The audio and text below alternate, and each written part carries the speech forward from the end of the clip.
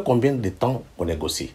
Depuis 1999, avec l'accord de Lusaka, ça donnait quel résultat? Le M23 m'a toujours dit que l'approvisionnement de ces armes vient non seulement de Kigali, de Kampala, mais aussi de certains milieux des FARDC. Bonjour mesdames et bonjour messieurs. Il y a quelques jours que le président Félix-Antoine Tshisekedi était à Nairobi pour assister à une conférence avec 4 chefs d'État de la communauté économique d'Afrique de l'Est. Il s'agit du président Kenya, du président burundais, du président ougandais, mais curieusement, le président Kagame était absent. Donc, il a été représenté par son ministre des Affaires étrangères. Dans cette conférence, la question qui était traitée, c'était la guerre à l'est du Congo. Mais une question. Faudrait-il encore continuer à négocier avec les rebelles congolais? Suivez les reportages sur M23 en 2012.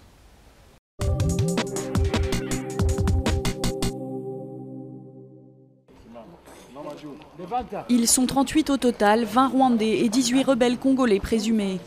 Ces soldats seront bientôt jugés à Kinshasa. Motif, ils sont soupçonnés de participation au mouvement insurrectionnel M23. L'annonce a été faite mardi par le chef d'état-major adjoint des renseignements militaires, le colonel Jean-Paul Finda.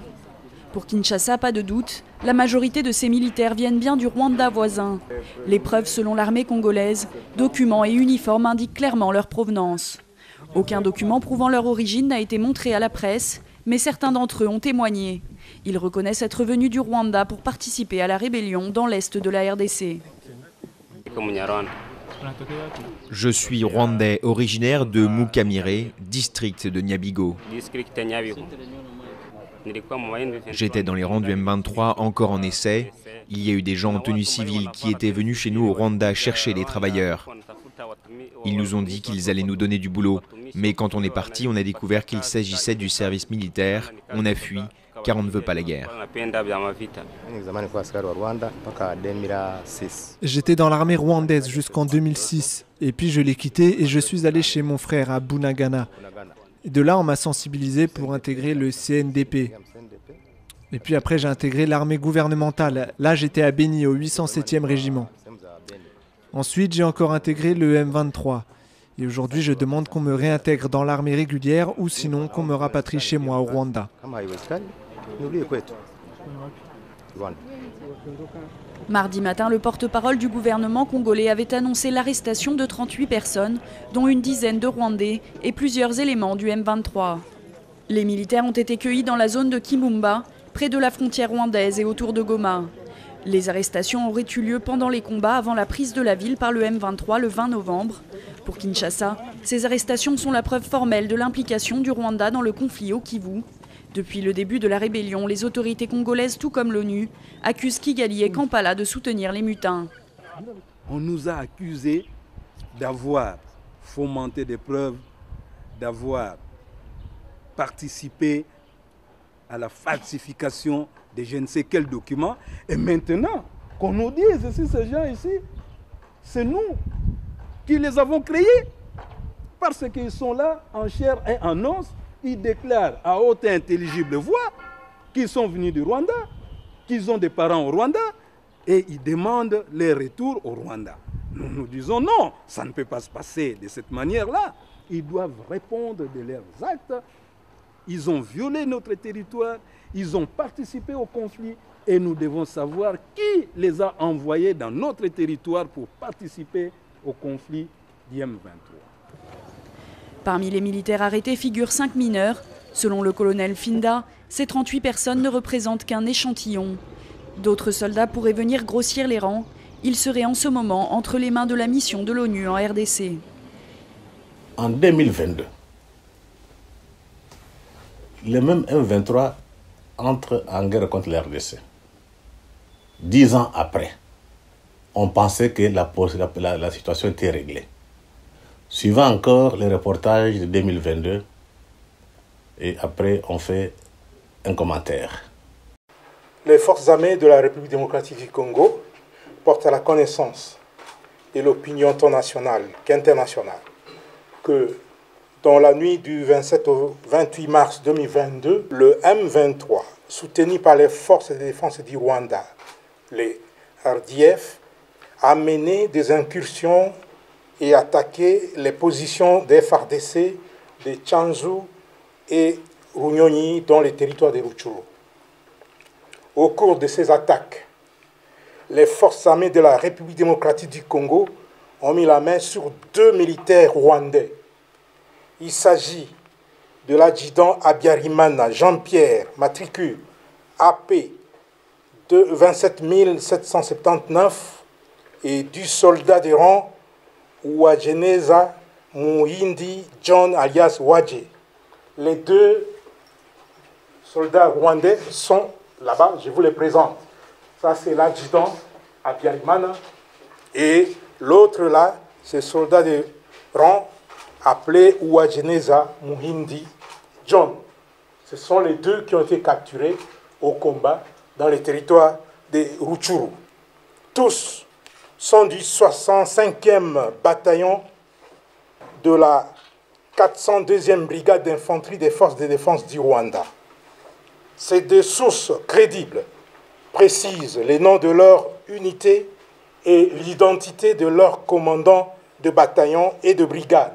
Le 65e bataillon et la 402e brigade, commandés respectivement par le lieutenant-colonel Rurindo Joseph et le général Nkumbito Eugène, sont basés à Jarama, au camp militaire Kibungo, au Rwanda. Au regard des informations fiables fournies par ces 2 sources crédibles, les FARDC s'interrogent sur le sens de la mutualisation des efforts en vue des opérations conjointes avec un partenaire qui ne respecte ni ses engagements vis-à-vis de la RDC, encore moins sa propre parole à l'occasion des différentes rencontres et échanges entre leaders à tous les niveaux.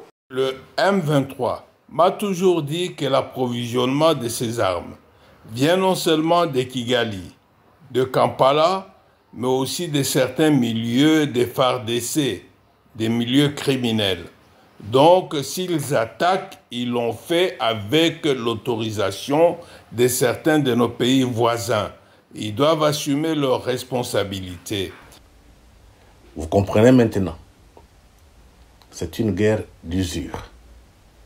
Ce qu'on cherche, ce ne sont pas des négociations. C'est comment fatiguer les peuples congolais, fatiguer le président Tshisekedi, pour qu'il puisse accepter les conditions de Paul Kagame. Parce que derrière M23, c'est le visage de Paul Kagame. Donc, il faudrait qu'on tire beaucoup d'attention pour qu'on ne tombe pas dans un piège. Mais il serait important de voir un peu ce qui s'est passé dans le passé. En 1999, à Lusaka, alors que le Congo était agressé par les troupes rwandaises sous le label RCD, il y avait aussi l'Ouganda qui gérait les troupes de Mbemba, MLC, avec d'autres bandits, se sont retrouvés à Lusaka pour négocier. Et curieusement, le Congo qui était victime a été contraint d'accepter ces accords en sa défaveur. Qu'est-ce qui s'est passé? Et donc, on a vu, au lieu d'envoyer des troupes de l'ONU pour séparer les troupes congolaises, donc du temps de Kabila, père, les rebelles, on a envoyé seulement des troupes d'observation des Nations Unies. Donc, on comprend que ceux qui sont derrière la guerre avaient leurs calculs. Donc, quand je veux dire ceux qui sont derrière la guerre, les multinationales. Et après cette conférence de Lusaka, on a signé des accords, mais la question n'a pas été réglée. Il y a eu une deuxième conférence. C'est la conférence de Goma. Nkunda s'est rebellé contre le gouvernement congolais. On a pensé qu'il fallait faire une conférence de Goma. Au lieu qu'on le fasse à Kinshasa, les gens de Kivu ont décidé qu'on aille le faire à l'Est. C'était en 2008. On pensait que tout était déjà réglé. Nkunda, avec ses troupes, il s'est associé à beaucoup de bandits. Il y a eu beaucoup de groupes armés qui sont créés. Mais la question n'a pas été résolue. Et pendant cette période, on a décidé de constituer une force spéciale pour pourchasser tous ces bandits. Mais curieusement, c'est la MONUSCO qui a saboté. Donc c'était composé de troupes africaines, en l'occurrence des Tanzaniens, des Sud-Africains et d'autres, pour qu'on mette les troupes de Nkunda en débandade. Ça a été saboté, un échec. Mais curieusement aujourd'hui, ils demandent qu'on constitue encore d'autres troupes de l'Afrique, avec le pays d'Afrique de l'Est, pour mettre l'ordre à l'Est du pays. Donc ça fait combien de temps qu'on négocie? Depuis 1999, avec l'accord de Lusaka. Ça donnait quel résultat? Échec. Ici, je voudrais vous rappeler, quand j'ai fait les tours de l'Europe pour défendre les pays face à la guerre de M23, j'ai rencontré un ministre belge, un ancien ministre belge, très bien connu, j'étais son nom. Quand on lui a expliqué la guerre à l'est du Congo et des négociations en cours, ce ministre a été très clair. Au lieu de perdre le temps à négocier, il n'y a que l'Amérique qui peut mettre fin à cette guerre. Pourquoi? Parce que ce sont les Américains qui étaient à la base de la guerre, l'AFDEL, c'était monté par les Américains. Ce sont les mêmes Américains qui peuvent mettre fin à cette guerre. Donc les négociations que nous faisons ici n'iront nulle part. Que faire? C'est constituer au niveau du Congo des ONG, des églises, des intellectuels, la société civile qui doit s'amener en Amérique. Rencontrer les Noirs américains, leur expliquer notre passé, un passé commun, l'esclavage, la traite négrière et la colonisation. Donc quand on va leur expliquer, ils vont faire pression sur les dirigeants qui sont en Amérique. Parce qu'aujourd'hui, les Noirs américains commencent à peser. Mais le problème, c'est nous-mêmes. Quand on voit les Noirs africains et les Congolais, ils se comportent comme des enfants. Au lieu d'aller payer l'argent pour qu'on fasse la campagne de la forêt congolaise, du parc congolais, je pense que ce serait mieux de payer l'argent au lobby, aux églises, à la presse, pour faire entendre la voix du Congo et de montrer que le Congo est victime de la guerre à l'Est. Et quand les Américains seront au courant, je pense que le gouvernement américain pourra décider de mettre l'ordre à l'Est. Pourquoi je l'ai dit? Obama, avant d'entrer à la Maison-Blanche, il a demandé au clan Clinton qu'il ne voudrait pas avoir de désordre dans les Grands Lacs, en particulier au Congo. Et vous allez voir, le temps qu'Obama était là, aucun homme politique sérieux n'est passé par Kigali. D'ailleurs, on a vu, quand Hillary Clinton est arrivé ici, Kagame a traversé, il est venu à Goma, à côté du président Kabila. Ça signifie que les Américains ont changé de donne. Et nous faisons quoi?